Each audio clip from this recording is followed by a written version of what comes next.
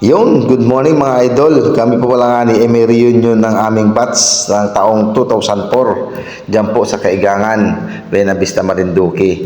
Yan po ay ang ganda pala din sa bagong ina-develop na area ay mura lang ang area iring cottage sa area ay nag-isa-isa. Hindi po pala nga ay 500 pesos ang rent. Tapos yan po yung mga handa namin.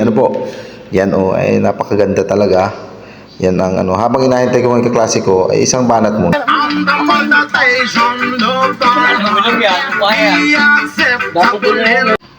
Ayan dumating na nga po pala yung mga klase ko, si classmate Ronnie and classmate Renz. Ayan, nagsisidatingan na po sila. Ayan yan na po ang aming kaklaseng pinakamalupet na si Renz Michael Ornedo.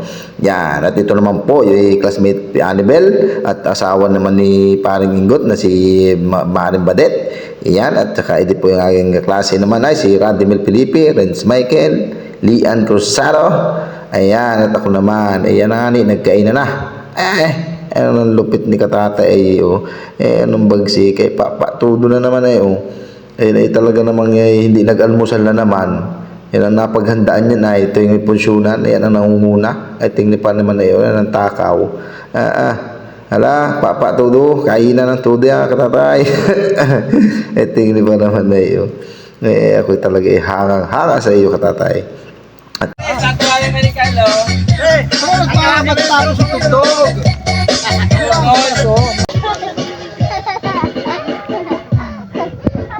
Tawan-tawa yung bata, oh.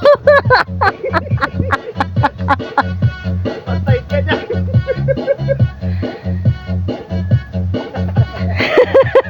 Tama nga lang, tama.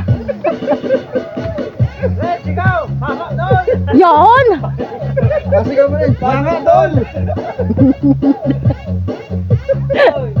Para rin, magdumatag yung tuwanan asong doon. Mama doon! Solo! Ayaw niya po sumayaw. Nasa inuman session na nga kami. Ayan, nagkakwentuhan kami kung ano ba ang buhay na namin ngayon. At saka yung high school life ay napagkwentuhan din namin. Napakasaya talaga nung high school life.